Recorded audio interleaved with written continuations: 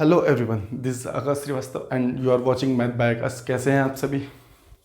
तो हम लोग बात कर रहे हैं DSSB के जेल वार्डर के पेपर का एनालाइज करेंगे आज।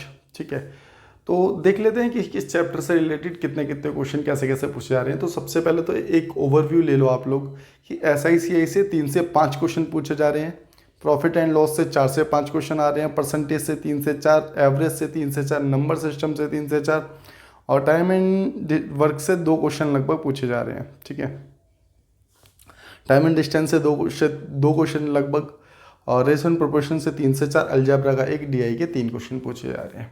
ठीक है, अब तक जो पूछे गए हैं क्वेश्चन वो कुछ इस प्रकार हैं। खैर, अब बात करेंगे कि क्वेश्चन कैसे कैसे आ रहे हैं, अब उस पर चर्चा करेंगे। साथ ही साथ मैं बता देता हूँ कि ये किसी एक डे के क्वेश्चंस नहीं है। 10 तारीख से लेकर 15 तारीख तक जितने भी पेपर हुए हैं उसको कंपाइल करके और जो ठीक ठीक मुझे क्वेश्चन लगे, जो इजी थे, बिल्कुल ही ईजी थे, ये करता है 15 पे, 20 करता है 20 दिन में, दोनों मिलकर कितने दिन में करेंगे, तो वो क्वेश्चन तो मुझे नहीं लगता कि किसी को उन क्वेश्चनों में दिक्कत होगी। जो क्वेश्चन थोड़े से ठीक लगे या थोड़े से अलग हो सकते थे, ठीक है, उन क्वेश्चनों को लिया है हमने। ठीक है, तो चलते हैं, देखते हैं क्वेश्चन को। और इससे पहले भी मैंने एक वीडियो बना दी है, उसमें भी इजी क्वेश्चन ही है। ठीक है, तो आप लोग उस वीडियो को देख सकते हो।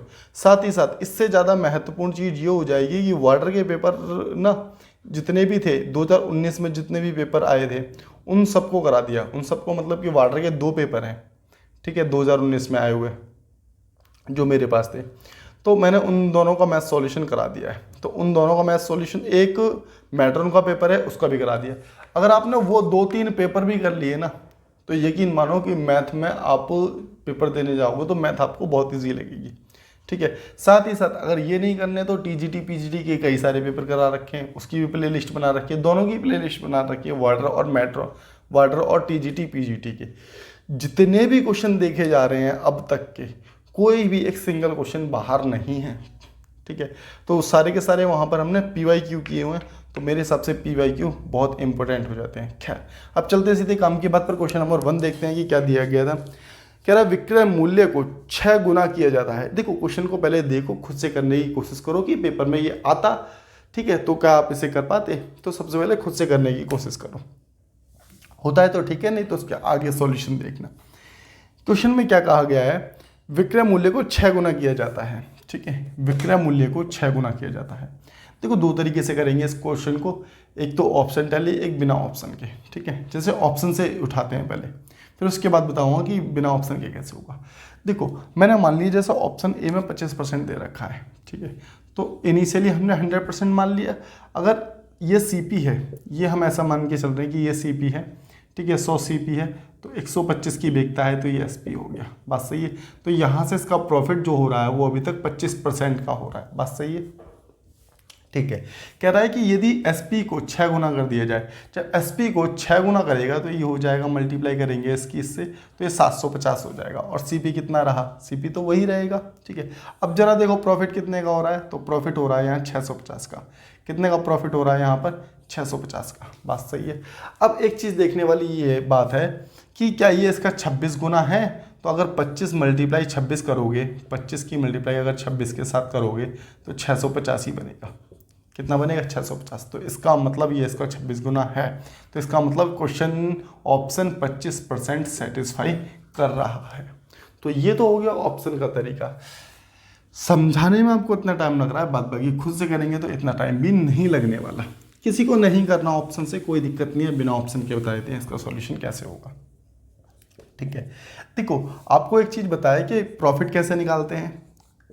प्रॉफिट निकालने के लिए SP में से CP माइनस होगा, SP माइनस CP होता है। इतनी बात तो क्लियर है। अगर इतनी बात क्लियर है तो कोई दिक्कत नहीं आएगी। आ जाओ, एक चीज़ बताना, अगर हम मान लेते हैं CP मान लिया X और SP मान लिया जाए Y, X और Y मान लिया। ठीक है, अगर हम बात कर रहे हैं प्रॉफिट की, तो इसका मतलब ये हो गया X minus Y, Y minus X, इससे प्रॉफिट निकल जाएगा ना। ठीक है, आप लोगों ने कहा ठीक है जी, यहाँ से हमने प्रॉफिट निकाल लिया।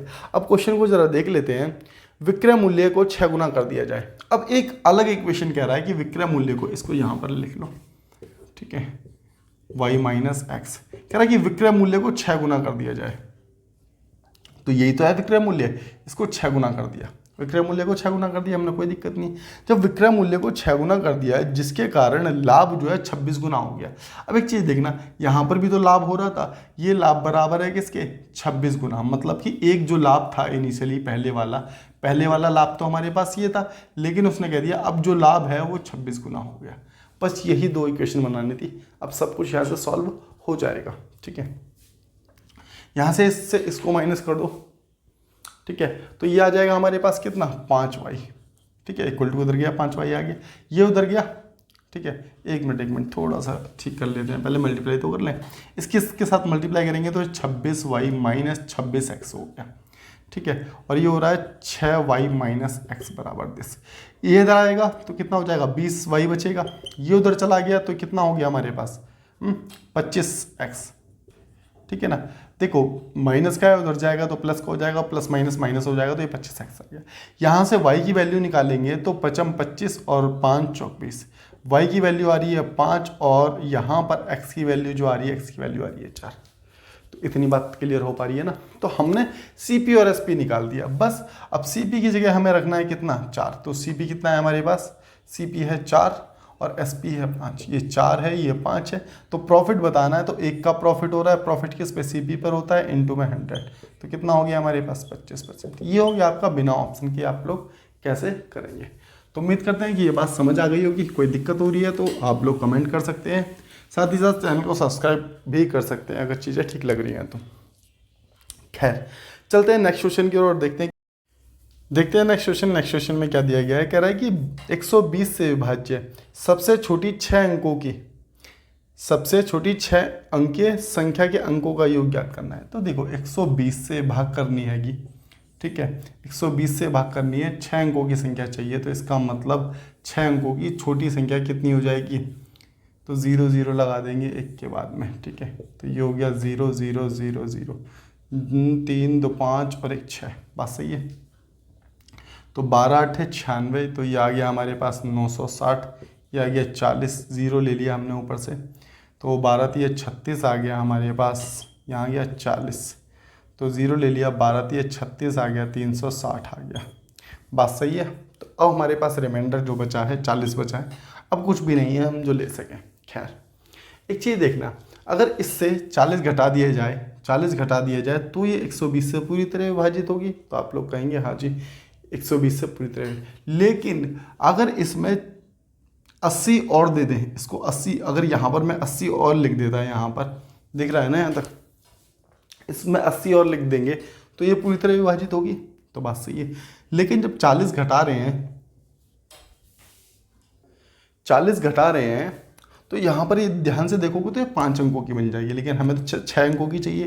तो हम क्या करेंगे, 0 0 0, 3 2 5 और 1 6, इसमें क्या करते हैं 80 इसमें जोड़ देते हैं, इसमें 80 को जोड़ देते हैं, 0 8 0 0 0 0, ठीक है। इसके अंकों का योग पूछा गया था, तो 8 और 1 9, अंकों का योग कितना हो जाएगा, 2 2 4 2, ठीक है। और अंकों का योग कितना हो गया, 9। बात समझ आ गई होगी आप लोगों को, ठीक है। तो ये हो गया सेकंड क्वेश्चन। नेक्स्ट क्वेश्चन देखते हैं कि क्या दिया गया है। कह रहा है एक आयताकार टब है, ठीक है, जिसका विकर्ण दे रखा है 25 फीट। एक इस प्रकार से टब है जिसका विकर्ण जो आपको है 25 फीट दे रखा है, ये विकर्ण होता है, ये 25 दे रखा है। और एक छोटी भुजा तो चौड़ाई हो जाएगी, लंबाई ये बड़ी भुजा हो गई, ठीक है। इसके आयतन का क्षेत्र, इसका क्या पूछ रखा है आपसे, इसका पूछ रखा है एरिया, क्षेत्रफल पूछ रखा है। तो क्षेत्रफल कैसे निकलता है, रेक्टेंगल का अगर एरिया निकालोगे तो L इंटू बी होता है, लंबाई मल्टीप्लाई में चौड़ाई होता है ना। इसकी मल्टीप्लाई इसके साथ करेंगे तो लंबाई हमारे पास नहीं है, तो सबसे पहले लंबाई निकालेंगे। तो लंबाई निकालने के लिए हमें क्या करना पड़ेगा, आपको दिख रहा है एक राइट एंगल ट्रायंगल बन रहा है ये, ठीक है। थोड़ा मोड़ा टेढ़ा मेढ़ा लग सकता है, कोई दिक्कत नहीं है। यहाँ से ये एक राइट एंगल ट्रायंगल बन रहा है, राइट एंगल ट्रायंगल का ये हाइपोटेनियस हो गया। तो कैसे निकालते हैं, हाइपोटेनियस का स्क्वायर और बेस का स्क्वायर प्लस लंब का स्क्वायर, मतलब कि h का स्क्वायर कह सकते हो, या फिर परपेंडिकुलर का स्क्वायर, बात सही है। तो h की वैल्यू हमें कितनी दे रखी है, 25, 25 का स्क्वायर 625 हो गया। बेस हमें निकालना है, ठीक है, बेस का स्क्वायर, और यहाँ से इसकी वैल्यू 15 मतलब कि 225।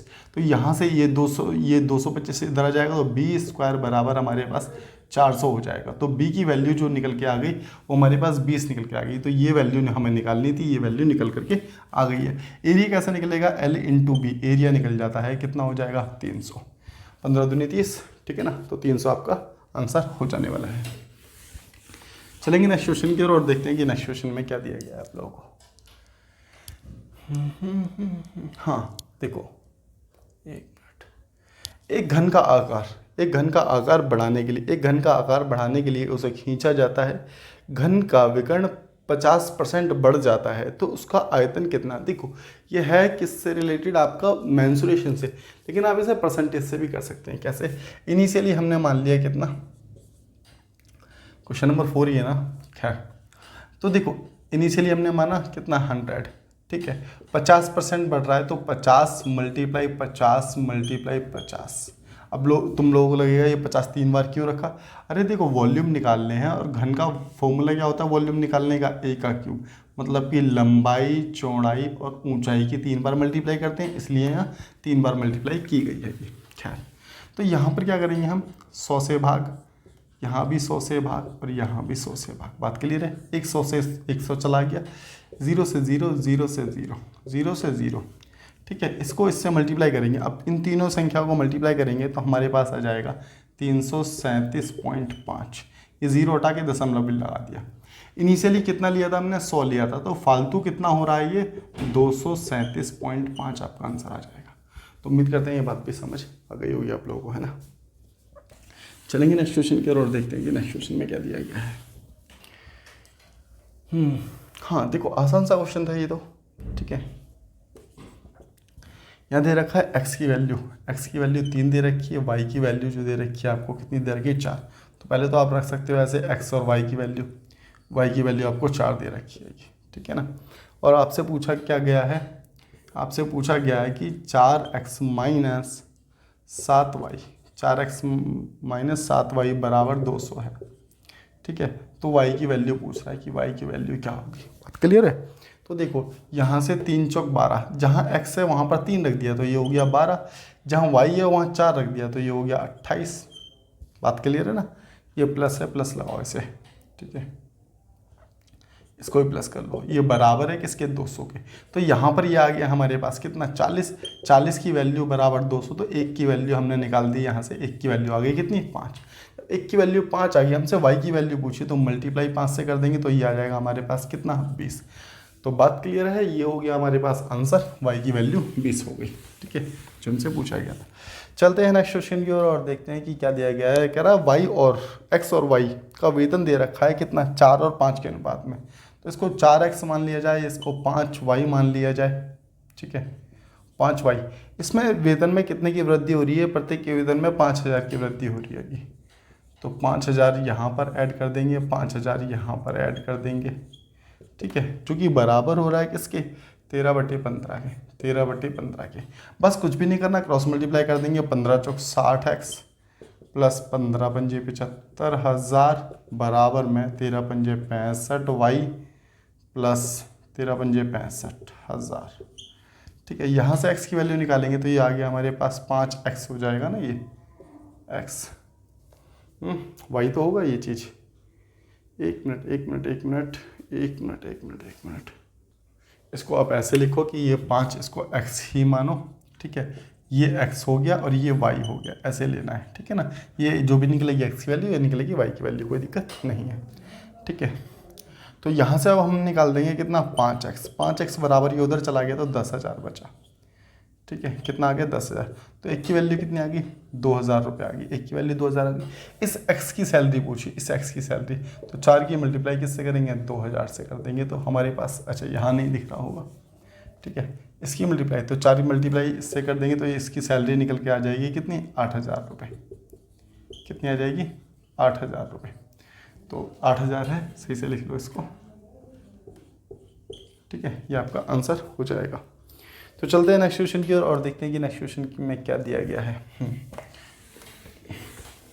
देखो इसमें कहता है कि एक छात्र के कक्षा में औसत अंकों से 20%, देखो औसत अंक नहीं दे रखा, इनिशियली हमने 100 मान लिया, ठीक है। एक संख्या जो पहली संख्या है क्वेश्चन में कहता है कि ये 20% कम है, तो इसका मतलब ये 80 हो गई, ठीक है। आगे कहा गया है कि दूसरे छात्र ने 25% अधिक अंक प्राप्त किए। दूसरे छात्र ने 25% मतलब कि ये दूसरा छात्र हो गया, इसने 25%, तो ये 125 हो गया। बात क्लियर है। पहले छात्र के अंक छात्र के औसत अंक दूसरे छात्र के औसत अंक का अनुपात क्या है। कह रहा है कि इसका अनुपात बताना है, एवरेज का और पहले और तीसरे का। कोई दिक्कत नहीं है, 5 से काटो, 5 6 कम 5 5 30, 5 से काटा 20, 5 दूनी 10, 5 25। हमारे पास 16 20 25 रेशियो निकल करके आ गया। बस यही पूछा गया था, यही आपका आंसर हो जाएगा। ठीक है, तो चलते हैं नेक्स्ट क्वेश्चन की ओर और देखते हैं। अब देखो ये एक क्वेश्चन और आ गया, जैसा कि पूछा जा रहा है आपके पेपर में। एक क्वेश्चन मैंने ऐसा भी ऐड कर दिया है। ठीक है, इसमें क्या निकालना है आपसे पूछा जो गया है। कह रहा है कि लाइन चार्ट किसी देश के वार्षिक खाद्यान्न उत्पादन को दर्शाती है। कितने वर्षों तक उत्पादन उस अवधि के औसत उत्पादन से अधिक था। तो सबसे पहले आपको औसत निकालना पड़ेगा और देखना पड़ेगा जो औसत आया है कितने साल ऐसे हैं जिससे कि औसत से ज़्यादा क्या हुआ, उत्पादन हुआ है। ठीक है, तो सबसे पहले औसत निकाल लेंगे। औसत निकालने के लिए हमें क्या लिखना पड़ेगा, सबसे पहले वैल्यू जो दे रखी है 100 दे रखी है आपको, है ना, 100। दूसरी जो वैल्यू दे रखी है आपको कितनी दे रखी है, 180 दे रखी है ये। ठीक है, तीसरी जो वैल्यू दे रखी है आपको 160 दे रखी है ये। ठीक है, चौथी जो वैल्यू 230 दे रखी है ये। ठीक है, और इसके बाद जो वैल्यू दे रखी है 150 दे रखी है ये। और इसके बाद जो वैल्यू दे रखी है ये वो 200 दे रखी है ये। ठीक है, अब एक बार इसको ऐड करो और 6 से भाग कर लो, तो जो ये बनेगा कितना, 1080 या फिर 1020। 6 से काटेंगे, 6 कम 6 6 47, एवरेज जो निकल जाएगा 170 निकल जाएगा। ठीक है, अब 170 से कौन कौन सी अधिक थी, एक तो ये अधिक थी, 2 और 3, तो 3 संख्या है, 3 साल आ जाएंगे आंसर में। ठीक है, तो चलेंगे नेक्स्ट क्वेश्चन की ओर और देखते हैं कि नेक्स्ट क्वेश्चन में क्या दिया गया आपको। कह रहा है कि एक्स ने ब्याज की दर के बराबर वर्षों के लिए साधारण ब्याज पर 1,25,000 रुपये का ऋण लिया है। यदि अवधि के अंत में भुगतान किया गया तो ब्याज कितना दिया है इसने, 18,000 रुपये दिया है। ठीक है, तो ब्याज की दर क्या थी ये पूछा गया आपसे, कोई दिक्कत नहीं है। तो यहाँ पर सबसे पहले तो पी की वैल्यू लिख लो कि पी की वैल्यू हमें कितनी दे रखी है कि पी जो दिया गया उधार धनराशि दी गई थी कितनी, 1,25,000। ठीक है, एसआई के रूप में जो मिला है हमें कितना मिला है, 18,000 रुपये। ठीक है, कह रहा है जो रेट है वही टाइम है, तो अगर हमने माना इसको एक्स है तो ये भी एक्स है, बात सही है ना, ये x% है तो ये भी x% है, इसको ऐसे मान लिया। चलिए, तो फॉर्मूला क्या कहता है कि SI इंटू 100 अपॉन में R गुणा T। अगर R गुण P, यहाँ P लिख लो, अगर यहाँ से आप क्या निकालना चाहते हैं यहाँ R, लेकिन इनकी दोनों की वैल्यू एक ही है तो यहाँ x रख सकते हो, यहाँ भी x रख सकते हो, कोई फ़र्क नहीं पड़ता। क्या, अब आ जाओ जरा, ये हो गया हमारे पास कितना, 18,000। ठीक है, 18,000 मल्टीप्लाई 100 अपॉन में 1,25,000। ठीक है, और इनटू में यहाँ x% आ गया, और यहाँ भी हम रख सकते हैं कितना, अब इसको हटा दो यहाँ से, तो यहाँ भी हम बोल सकते हैं कि x% बराबर x, क्योंकि दोनों चीज़ सेम ही तो है, ये r जितना है उतना ही, जैसे यहाँ 2 वर्ष है तो यहाँ पर भी 2 वर्ष है। ठीक है, मतलब कि जैसे यहाँ 2% है तो यहाँ 2 वर्ष है, इस प्रकार से कह सकते हो। तो ये हो जाएगा x² बराबर, अब इसको काट लो, ये यहाँ से हट गया, 2 0 से 2 0, 1 0 से 1 0 काट दो, 5 5 दूनी 10, 5 25, 5 3 15, 5 36, 0 लगा दो, 5 25 हो गया, और 5 7 35 हो गया, और 5 दूनी 10 हो गया। ठीक है, और काटो, तो यहाँ से जो वैल्यू निकल के आ जाएगी हमारे पास x² बराबर 14.4 निकल करके आ गई। अब ज़रा ध्यान से देखोगे ये क्वेश्चन कहाँ महत्वपूर्ण बन रहा है कि यहाँ कोई ऐसी वैल्यू है नहीं कि स्क्वायर हटाए अंडर रूट चढ़ जाए और निकल जाए परफेक्ट। 144 तुम नहीं कह सकते यहाँ पे क्योंकि 14.4 है वो। ठीक है ना, तो एक चीज़ देखो, 4 को अभी फिलहाल के लिए हटा देते हैं, 14 के नज़दीक देखो कौन कौन से स्क्वायर बन सकते हैं। तो 14 के नज़दीक एक 3 3 9 का स्क्वायर और 4 से छोटा बनेगा, तो इसका मतलब 0.4 और है, तो इसका मतलब 4 के नज़दीक बनेगा। 3 से बड़ा और 4 के नज़दीक बनेगा। तो इसके नज़दीक अगर ऑप्शन की ओर जाओगे तो 3 पॉइंट समथिंग जाना चाहिए। समथिंग मतलब कि 4 के नज़दीक, जैसे मैंने बताया आपको, क्योंकि 0.4 ज़्यादा आ रहा है इसमें, है ना। ऑप्शन सी अगर देखोगे तो 3.4 था, तो 3.4 एज इट इज़ तो नहीं जाएगा कि 0.4 बचा है तो 0.4, तो वो तो हो नहीं सकता। तो आंसर क्या हो जाएगा 3.79। अब यही क्वेश्चन था, डिट्टो पेपर में पूछा गया था। बात क्लियर है? तो ठीक क्वेश्चन लगा मुझे, तो लड़ना नहीं है, कभी नहीं आता तो इस तरीके से भी आंसर निकाल सकते हैं आप लोग, ठीक है। चलेंगे नेक्स्ट क्वेश्चन की ओर और देखते हैं नेक्स्ट क्वेश्चन में क्या दिया गया है।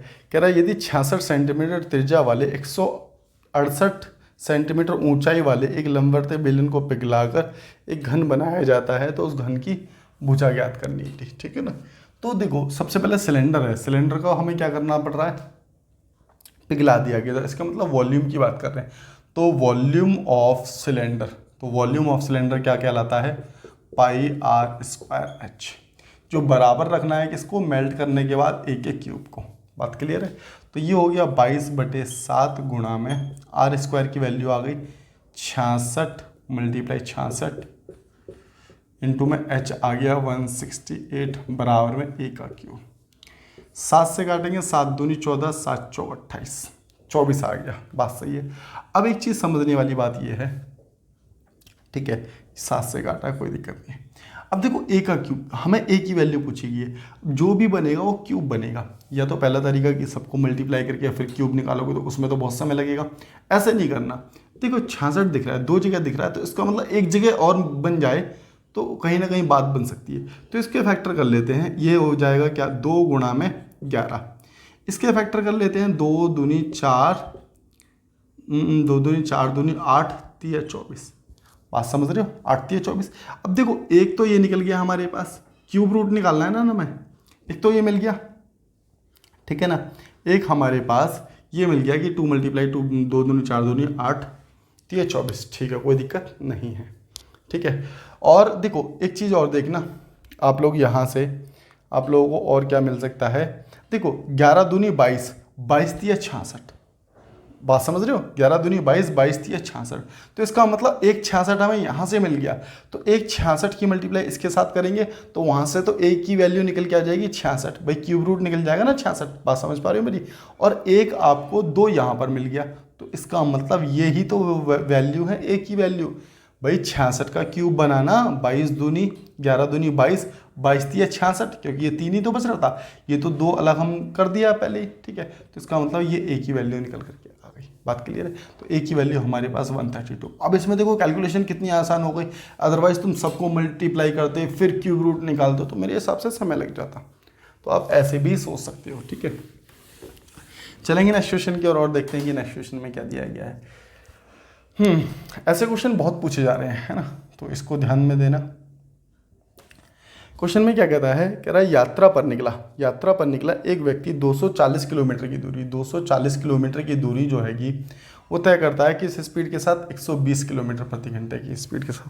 देखो इसने क्वेश्चन में एवरेज स्पीड पूछी है, तो एवरेज स्पीड का पहले तो मैं फॉर्मूला बता देता हूँ कि टोटल डिस्टेंस अपॉन में टोटल टाइम होता है, टोटल डिस्टेंस अपॉन में टोटल टाइम, ठीक है, टोटल डिस्टेंस अपॉन में टोटल टाइम। तो टोटल डिस्टेंस तो हमें पता है लेकिन टोटल टाइम नहीं पता, तो अगर डिस्टेंस को स्पीड से भाग कर देंगे, डिस्टेंस को स्पीड से अगर भाग कर देंगे तो हमारे पास डिस्टेंस निकल करके आ जाएगा, ठीक है, सॉरी टाइम निकल करके आ जाएगा। तो यहाँ से आगे 2 घंटे ये आ गया, और उसके आगे जो ये चल रहा है प्रति घंटे से, और अगले 150 किलोमीटर प्रति घंटे की दूरी 50 से, तो 150 किलोमीटर प्रति घंटे की दूरी 50 के साथ, तो 5 या 15, तो 3 घंटे तो ये लग रहे हैं, तो टाइम हमारे पास आ गया 5 घंटे। बात सही है? तो देखो डिस्टेंस कितना है, 240 ये रहा, 150 ये रहा, तो 240 और 150, ठीक है, 0 4 5 9, ये हो गया 390। तो टोटल डिस्टेंस और अपॉन में टोटल टाइम, तो टोटल टाइम कितना हो गया हमारे पास 390। इससे इसको काटेंगे तो आ जाएगा, कटने के बाद कितना 78 किलोमीटर प्रति घंटा। तो उम्मीद करते हैं कि बात समझ आ गई होगी आप लोगों को इतनी भी। चलते हैं नेक्स्ट क्वेश्चन की ओर और देखते हैं कि 12 18। अब देखो ये इस टाइप के क्वेश्चन पहले भी बहुत पूछे गए हैं, PYQ में भी मैंने बहुत कराए हैं, ठीक है, प्लेलिस्ट में देखोगे तो बहुत मिल जाएंगे ऐसे क्वेश्चन। कह रहा है कि 4 अंकों की संख्या है जो इससे कटनी चाहिए, ठीक है, और उसके अंकों का गुणनफल पूछा है। तो सबसे पहले तो इसका एलसीएम ले लेते हैं। एलसीएम हम कैसे लेते हैं भाई, डिफरेंस देखो, मैक्सिमम डिफरेंस, ठीक है, जिससे दोनों संख्याएं कटती हैं, कॉमन देखना है, मैक्सिमम हो प्लस कॉमन हो। तो 6 मिल रहा है दो छोटी संख्याओं में, तो उससे छोटी संख्या को भाग किया तो 6 × 18 है ना, 6 दूनी 12 और बड़ी किससे मल्टीप्लाई कर देंगे तो इसका और इसका एलसीएम बन गया हमारे पास 36। बात क्लियर। अगर मुझे इसका बनाना है तो हमने देखा कि कॉमन भी और मैक्सिमम भी हो तो 9 संख्या मिल रही है। 9 से छोटी संख्या को डिवाइड करना है हमेशा, 9 × 27 और इसकी मल्टीप्लाई इसके साथ कर देंगे तो 108। तो यहाँ से जो एलसीएम आ गया हमारे पास 108।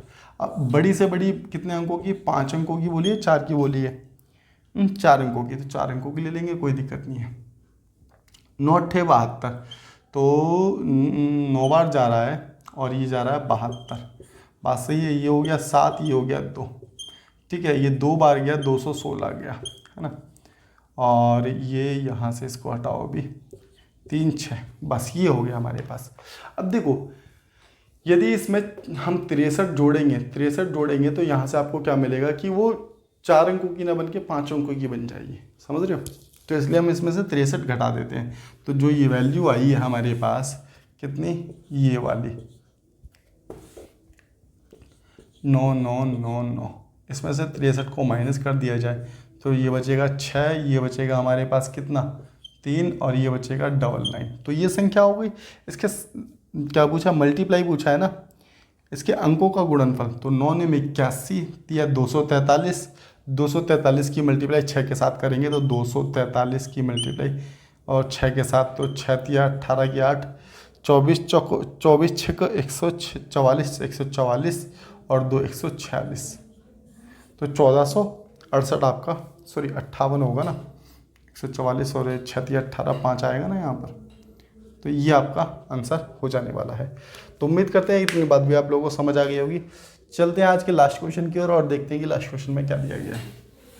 ये क्वेश्चन भी अच्छा है। देखो, दो धनात्मक संख्याओं का महत्तम समापवर्तक लघुत्तम समापवर्तक का रेशो दे रखा है या फिर संख्या दे रखी है। HCF की बात करते हैं तो ये 4 दे रखा है और LCM की बात करते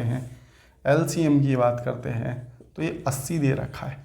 मैंने आपको पहले ही बताया, कभी भी LCM HCF दे दिया जाए तो HCF से हमेशा LCM को भाग कर दो। हमने इसको इससे भाग कर दिया तो कटने के बाद आया 20, इस 4 से काटा है इसको, ठीक है ना, तो 20 आ गया। 20 के को प्राइम नंबर करने हैं, को प्राइम फैक्टर करने हैं। को प्राइम फैक्टर का मतलब होता है कि जिसमें ना HCF 1 मिले, जिसमें HCF 1 मिले। तो इसको तोड़ोगे तो कैसे तोड़ सकते हो, 4 और 5 तोड़ सकते हो। अब देखो उसमें कुछ भी कॉमन नहीं है, एक ही कॉमन है बस, ठीक है ना। हमें वह संख्या निकालनी है तो मल्टीप्लाई अब HCF के साथ कर देंगे, मल्टीप्लाई HCF, तो ये हो गया 16 और ये हो गया 20। अब देखो ये संख्या निकल करके आ गई, ध्यान से देखोगे इन दोनों संख्याओं का HCF 4 निकलेगा, इन दोनों संख्याओं का LCM 80 निकलेगा। और अंतर कितने का, अंतर जैसा 4 का आ ही रहा है, ठीक है। तो छोटी संख्या पूछी गई थी, आंसर कितना हो जाएगा हमारे पास 16 आंसर हो जाएगा, ठीक है ना। तो चलिए आज के लिए इतना ही बहुत है, बाद बाकी मिलेंगे नेक्स्ट क्वेश्चनों के साथ नेक्स्ट वीडियो में। बाद बाकी आप लोग कमेंट करके बता सकते हैं कि आपको ये सेशन कैसा लगा, और अपने साथियों के साथ इसको शेयर भी कर सकते हैं। Okay, tata bye bye, see you soon.